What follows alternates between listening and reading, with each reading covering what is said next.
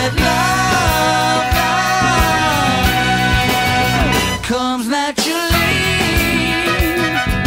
Yeah. All right, thank you, Reverend Tony. Always appreciate it. All righty. Arizona Kwanzaa, everyone. Happy Kwanzaa. As usual, I'm always grateful, honored, and just in general, it's always a privilege for me to actually have the opportunity to speak and just to share my thoughts regarding the course. And I'm also even extra, appreciative and grateful that I'm able to continue to do the annual Kwanzaa talk. I've been doing it for many, many years now. I believe Reverend Tony was looking forward to having an African American to do it. So when I was ordained, he pretty much immediately turned it over to me and asked to have it back. So I just really appreciate it, and I appreciate the fact that he, Community Miracle Center, and specifically Reverend Tony, continues to allow us to continue to do the annual talk on Kwanzaa, and also just always just acknowledge all the different traditions that actually exist, because we have such a variety of individuals that are actually, part of our beautiful family, our beautiful community. So I'm just really, really grateful for, regarding that aspect of it. And so, Arizona Kwanzaa, happy Kwanzaa, that's one of the greetings. But also another greeting of Kwanzaa is Abre Ganye, which means what's new. And the whole idea is, during the day, you say Abre Ganye, and then you actually say the principle of the day. And then, of course, today's principle of the day is Umoja, which is unity. And I will, talk a little bit more about what unity means regarding an aspect of it. And also, the language itself is Swahili. So it actually is a Pan-African language. So that's where, Kwanzaa is, and that's of the wording regarding that aspect of it.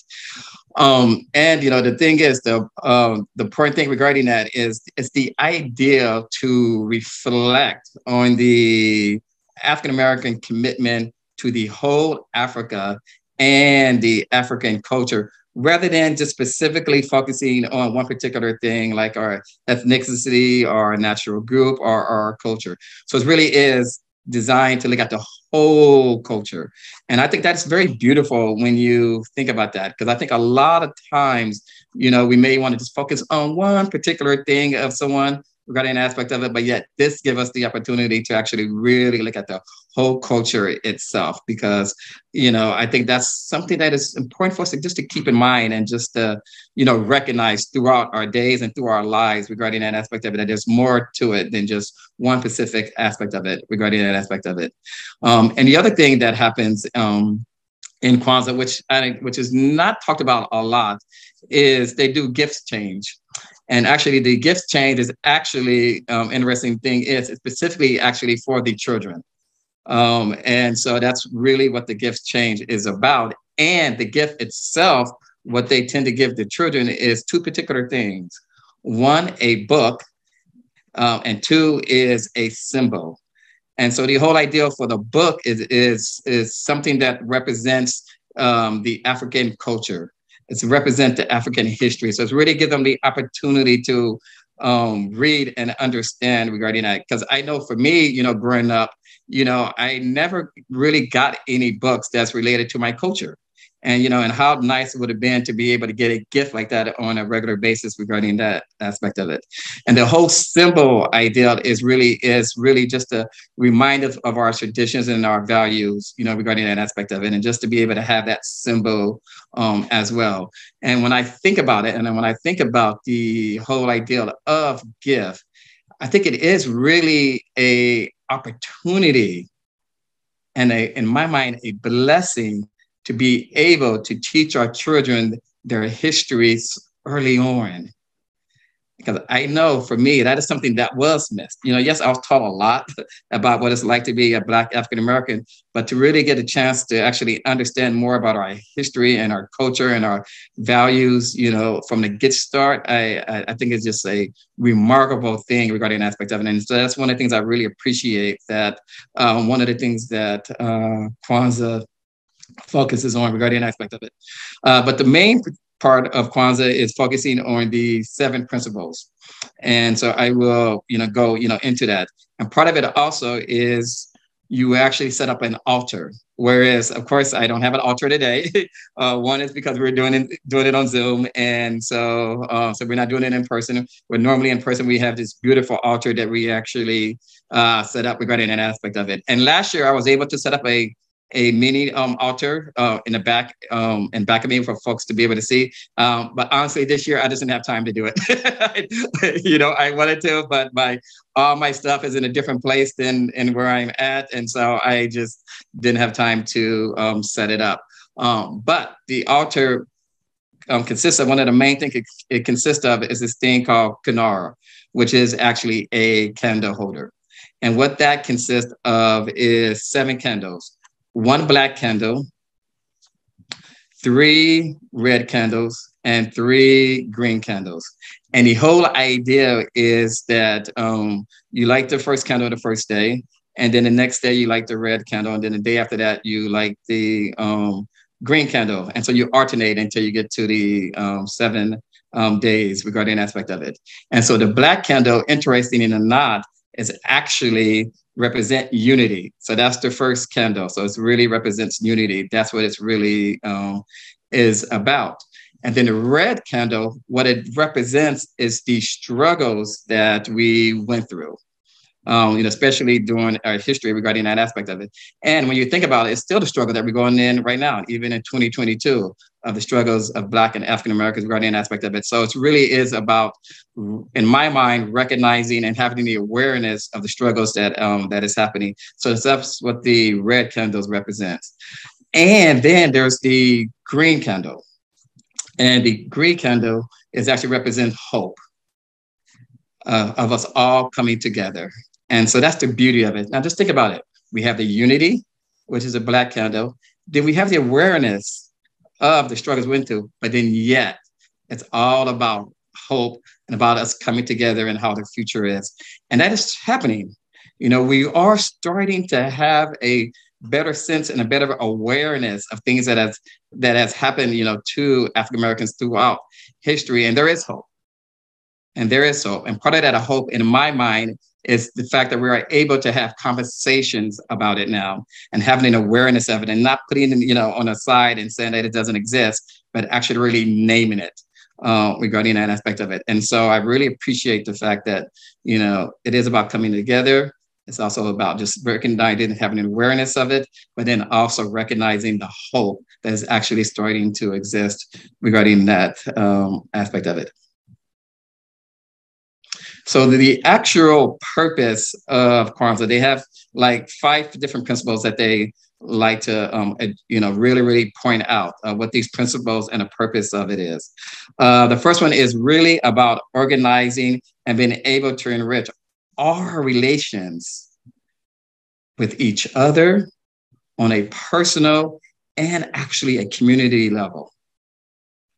And then it really is about us learning how to establish our own standards, our own commitment, and our priorities that would to attend to enhance our own human possibilities and persons and people. And then it's about really learning how to look at and how to aid in our own recovery and our reconstructions of our lost historical memory and achievement. Just think about that. To really, really look at our historical memory and the achievements that has been made, and then serve as a contribution to our core system of a communitarian ethical values for our guidance and instructions for our community, and especially for our children. Once again, about our children starting early on in life regarding it. Learning how to continue to contribute to an ongoing and expanding set of Afrocentric communication values, expanding these new history, bringing new things to the table. And when I think about these purpose of the principle, one of the things that stands out for me, it is not individualistic.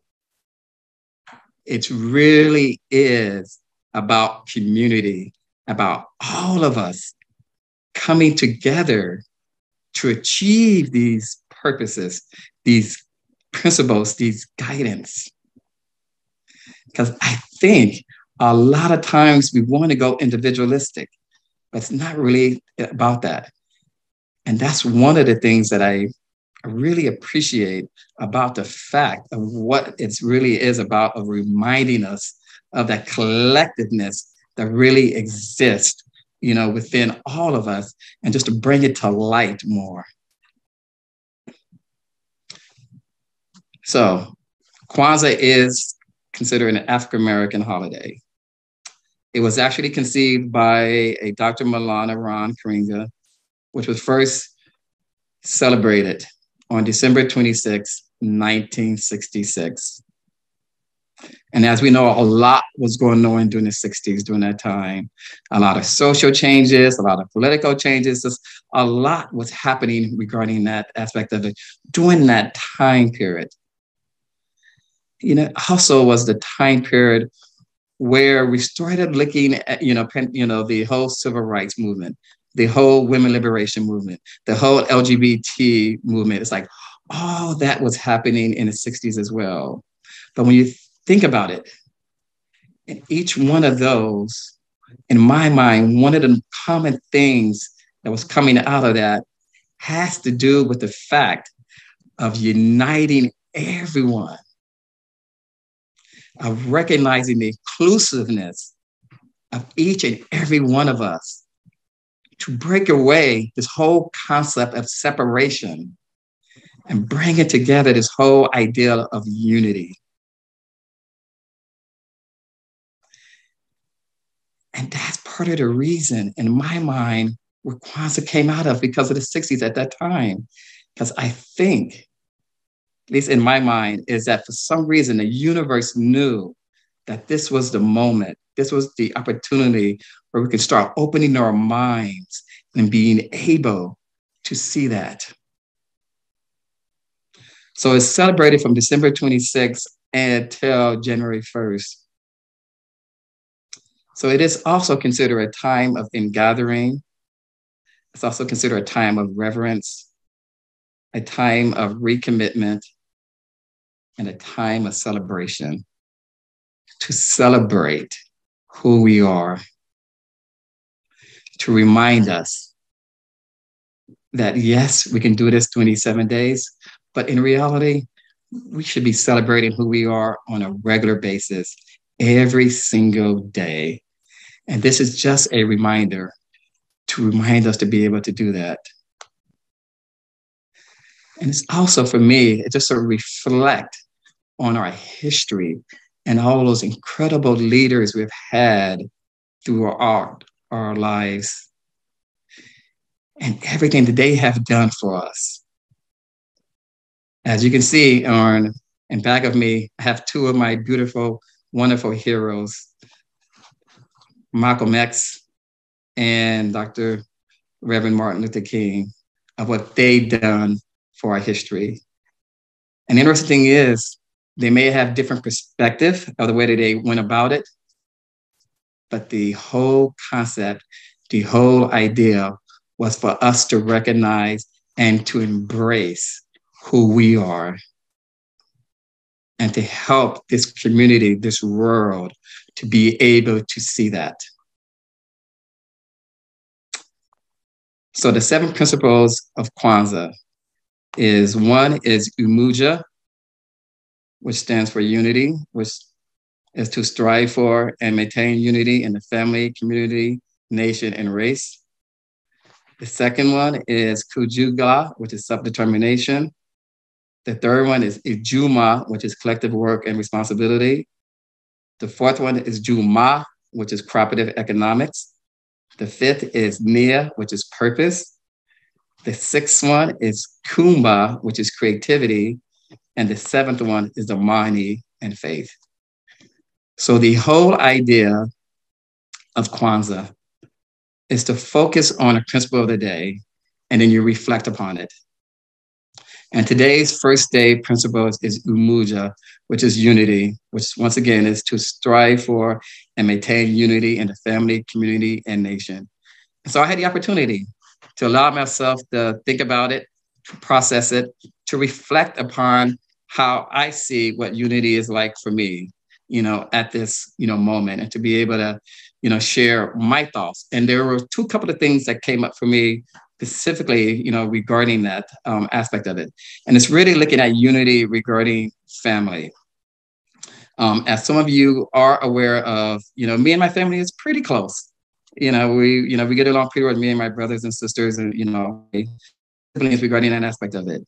But yet, this year was a very challenging year, for us.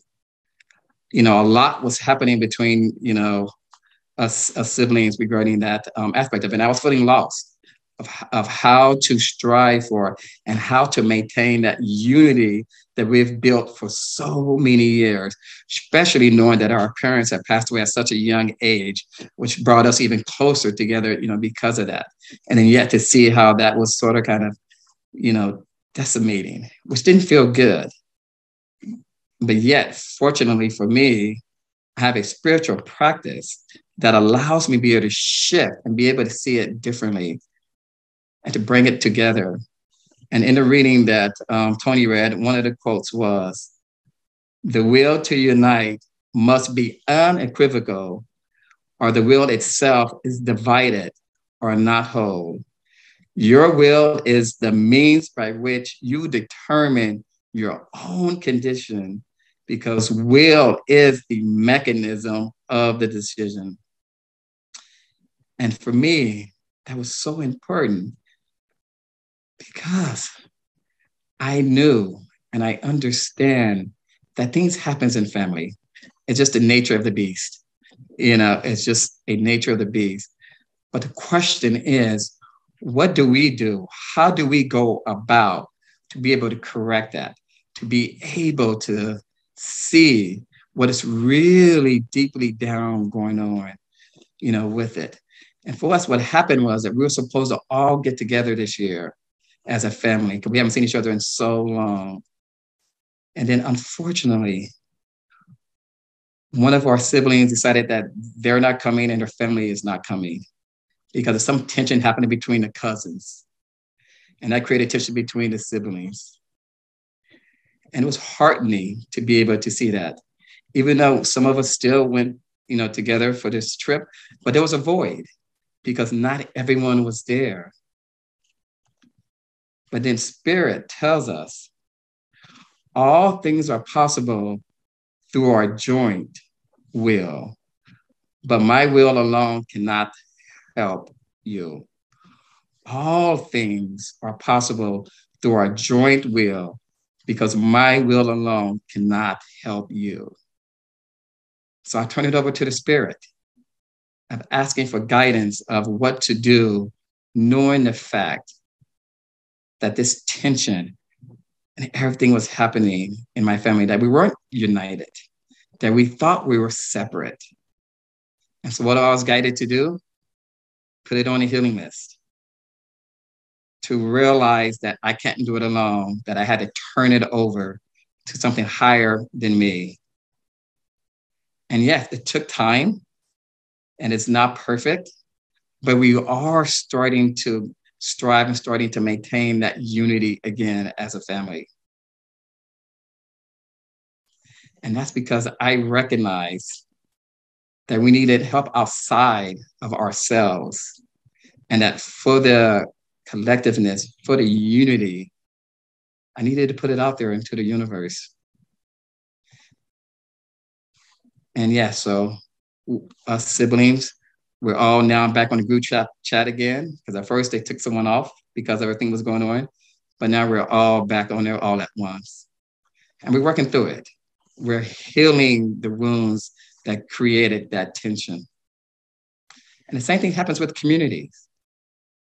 We all belong to a variety of different types of community, and they're not always perfect. Things always comes up. I have incredible, beautiful communities, but also recognize that, sometimes we disagree in our community. Even in my beautiful, wonderful family community here at Community Miracle Center, we don't always agree. We all have our own disagreements regarding that aspect of it. But the thing is to recognize that, to take a deep breath and to realize what our purpose is, which is unity, which is coming together. And of course tells us this, yet to heal is still to make whole. Therefore, to heal is to unite with those who are like you, because perceiving this likeness is to recognize the Father. And I had to do that because, during the recent years, things were said or done that I didn't agree with. It was not something that I see or perceive my, perception regarding an aspect of it. But I had to take a deep breath. I had to look and understand that each and every one have our own perspective, our own experience. But the thing is, we bring all those together as one and not to see it as separate. And that goes along with all our communities.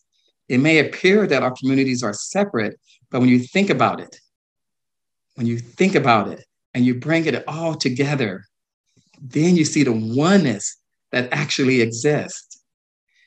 And the beauty is, for me, I am blessed because I have, yes, the Course of Miracles, and I have understanding more and more the principles of what Kwanzaa is about, which is about community. It is about bringing each and every one of us together and not seeing us as separate beings. We're going to always go through challenges in our lives. That's just the way this world is made up. The question is, are we willing to take the time and shift our mind and see what the greatest calling is? And in my mind, the greatest calling is the love, the healing that is within us, and bringing that as a united front and not focus on the things that appears to be separate or different, but focusing on the things that are all like. For we are all like-minded if we put ourselves in that space and be able to see it that way. God's oneness and ours are not separate because his oneness encompasses ours. To join with me is to restore his power to you because we are sharing it. I offer you only the recognition of his power in you, but it that lies all truth. We are all one. We are all united as one, and we are all striving to maintain our unity in our family, in our communities, in our nation, in our race. We do that. That's how we continue to heal this world that we are in. Arizal Kwanzaa, and that's my talk.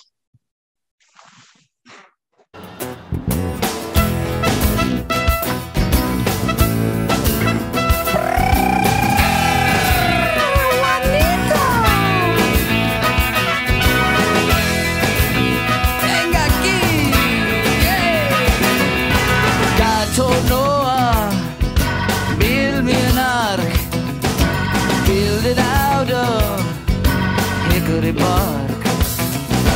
No, say now, where do I start? I said, no.